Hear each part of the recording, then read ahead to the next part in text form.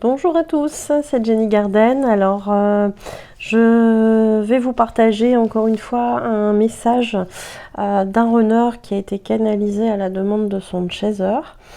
Message du coup général, libre, sans question. Je rajoute qu'il est possible de poser des questions quand on fait appel à cette prestation que je vous propose. Et ici, on va voir un petit peu le message. Merci aux runners et aux chasers d'avoir accepté la diffusion de ce message sur les réseaux. Allez, je vais vous lire le message. Ne crois pas que je n'ai pas été sincère quand je te disais que j'allais me libérer de ma femme. Je le pensais réellement. Mes relations avec elle se sont dégradées au fil du temps et je n'ai jamais vraiment été complètement heureux avec elle. J'attendais des choses qu'elle n'était pas en mesure de m'apporter et je m'en suis contentée car d'autres aspects étaient comblés. J'avais la notion de sécurité avec elle, car d'une certaine façon, elle dépendait de moi et ça me donnait une image positive auprès de l'extérieur. J'ai toujours été impactée par l'opinion des autres à mon sujet.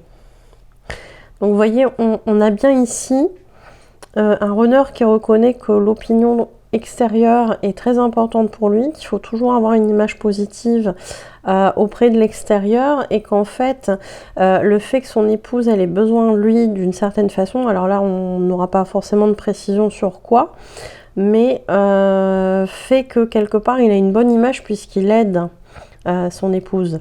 Donc vis-à-vis de l'extérieur, il est reconnu comme quelqu'un de bien, qui est aidant, etc. Et ça, visiblement, c'est quelque chose de très important pour lui, qui peut le faire rester dans cette situation, même s'il le dit lui-même, il n'a jamais été complètement heureux avec son épouse. C'est la zone de confort du runner, c'est la zone de confort qu'il aura du mal à quitter, jusqu'à un certain point, puisque la vie va être amenée à le faire travailler, bien évidemment.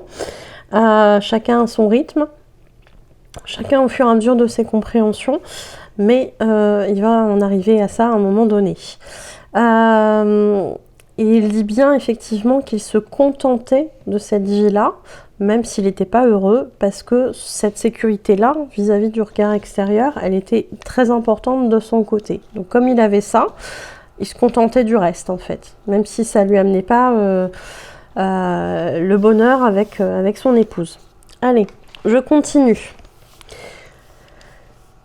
De plus, du côté de mon épouse, je n'ai pas envie d'être le déclencheur de son mal-être, ou plutôt de l'accentuer encore. Je ne suis pas sûre qu'elle pourrait supporter que je la laisse après toutes ces années.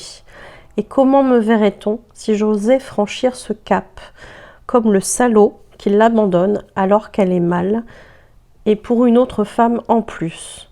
Oh non, je ne pourrais pas assumer cela face aux autres. Donc vous voyez, on a encore ce regard des autres qui est très important. Visiblement ici on a une épouse qui n'est pas forcément au top de sa forme, qui a peut-être des soucis, voilà, qui n'est pas très bien, peut-être que c'est de la dépression, peut-être que c'est autre chose. Mais visiblement il y a quelque chose qui est de cet ordre-là. Et comme le runner n'aime pas être le bourreau de son épouse, eh bien il va rester.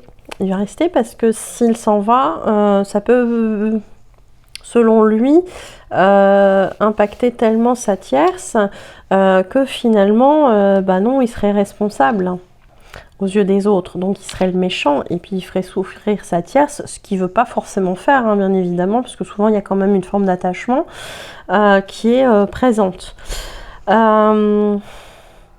Donc vous voyez, c'est quand même assez complexe. Et du coup, on reste là-dedans pour le regard des autres et pour pas faire souffrir l'autre, en fait. Hein.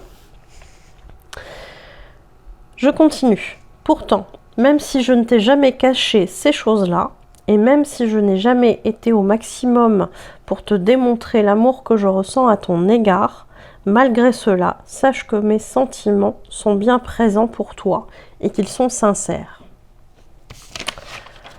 Je ne t'ai jamais menti, j'ai pu parfois essayer de te dégoûter de moi, car je pensais que ce serait plus facile pour toi d'être à l'initiative de notre rupture. Mais pour cela, j'ai dû me comporter très mal. Ce n'est pas moi.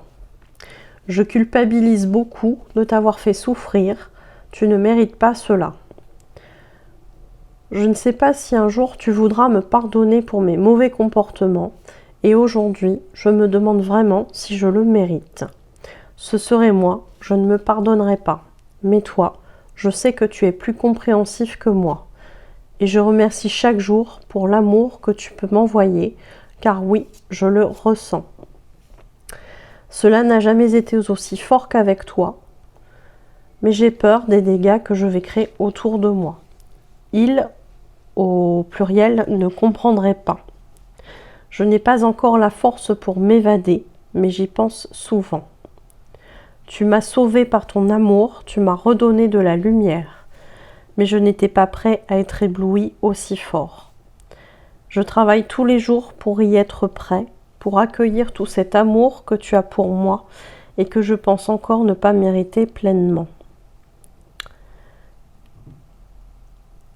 Donc ici, on a vraiment un runner qui a tenté d'être honnête avec son chaser en lui faisant part de la situation et qui, quelque part, préférerait par facilité que ce soit son chaser qui rompe, qui coupe le contact, puisque ce serait tellement plus facile pour le runner, qui, je le rappelle, n'aime pas être le bourreau, donc si c'est faire souffrir son chaser, ça va être compliqué. Il le fait de manière très inconsciente, il le fait quand même, mais de son côté, il ne crée pas d'acte qui va faire souffrir. Mais en n'agissant pas, en ne respectant pas ses promesses, il fait souffrir son chaser, bien évidemment. C'est pas tous les chasers qui écoutent ce message qui iront me dire le contraire. Donc, quelque part, il n'acte pas et il espère que son chaser sera tellement dégoûté par son attitude qu'il finira, lui, par mettre le stop, en fait, à cette relation et que ça sera beaucoup plus facile pour lui d'une certaine façon. Bon, on a vu dans d'autres messages que le manque était quand même là et que le runner souffrait de ça malgré tout. Donc on voit bien aussi un runner ici qui se dévalorise, qui dit bien qu'il ne mériterait pas d'être pardonné, etc. Mais que l'amour de son chaser est très fort, que cette personne elle est peut-être plus conciliante que lui ne le serait à son propre égard. Et derrière, il enchaîne avec le fait de ne pas vouloir créer des dégâts par rapport à sa vie actuelle, par rapport à ses proches qui pourraient souffrir de ce départ. Qui met en avant son chaser, qui lui explique qu'il l'a sauvé par son amour, qu'il a été tellement ébloui par cet amour que justement ça a été très compliqué de le supporter puisqu'il n'y est pas habitué à la base. Et je continue. Et cet amour-là, pareil, il a conscience, enfin, il se convainc que en fait, il mérite pas cet amour-là de son chaser. Je continue. Je me libère peu à peu de son emprise, donc l'emprise de sa femme, et de ma culpabilité à son égard. Laisse-moi encore du temps, j'admire ta patience, sache que je n'ai jamais cessé de t'aimer, et ce, même si j'ai tenté de me convaincre du contraire. Ne m'en veux pas de nous avoir sabotés, c'est temporaire, attends-moi. Donc effectivement, on a ici de la culpabilité par rapport à la tierce. On a un runner qui est en train de travailler sur lui et qui peu à peu met en place des choses pour réussir à quitter cette tierce. Qu'il a besoin de temps pour ça et qui demande du temps à son chaser. Il admire sa patience. Il n'a jamais cessé d'aimer son chaser, même si les apparences pouvaient montrer le contraire. Et il a tenté, via le déni, de se persuader qu'en fait c'était pas vrai, qu'il aimait son chaser, mais il n'a pas réussi. Ça, c'est quelque chose qui revient aussi très régulièrement dans les messages de runner. Il ils réussissent pas en fait à zapper leur chaser. Ben non, le lien est là. Ils le comprendront bien plus tard, quand ils auront eu, entre guillemets, leur réveil. Et là, ils vont se dire, bah oui, bah c'est normal que j'arrive pas à l'oublier, bah oui. Alors que c'est des informations que nous, on a depuis très longtemps, nous, de Chaser. Hein, voilà. Mais bon, c'est pas grave. Donc, ce runner explique que cette situation est temporaire et il demande à son chaser de l'attendre. Bon, oui et non. Attendez votre runner, bien évidemment, dans ce que vous ressentez, mais ne l'attendez pas pour faire votre vie. Ça, c'est très important. Puisque si vous l'attendez et que vous ne faites pas de votre vie, le lien ne pourra pas avancer, en fait, puisque vous devez, sur ce parcours, en arriver à votre propre guérison. Et que si ça ne se fait pas, le runner ne peut pas prendre le relais. Voilà.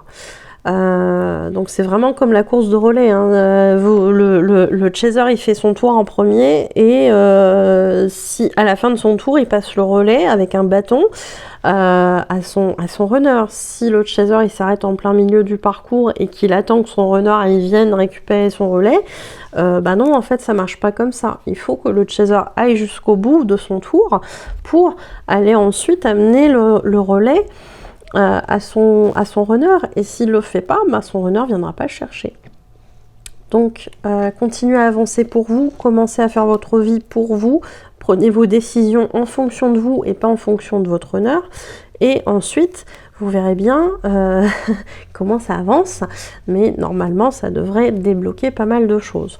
En tout cas, on vous invite à pas être bien évidemment dans l'attente de cette potentielle réunion, puisque toutes les flammes jumelles ne se réuniront pas forcément dans cette vie-ci, mais ça sera peut-être dans une autre vie. Donc avancez pour vous, et si ça doit se faire, ça se fera. Voilà. N'hésitez pas à me faire savoir si ce message vous aide à comprendre les runners, leur fonctionnement, si les petits conseils que je vous donne, les explications que je vous donne, elles sont utiles pour vous. Et puis, je vous remercie de m'avoir écouté et je vous souhaite une belle soirée, puisque là, on est le soir. Et je vous dis à bientôt. Prenez soin de vous.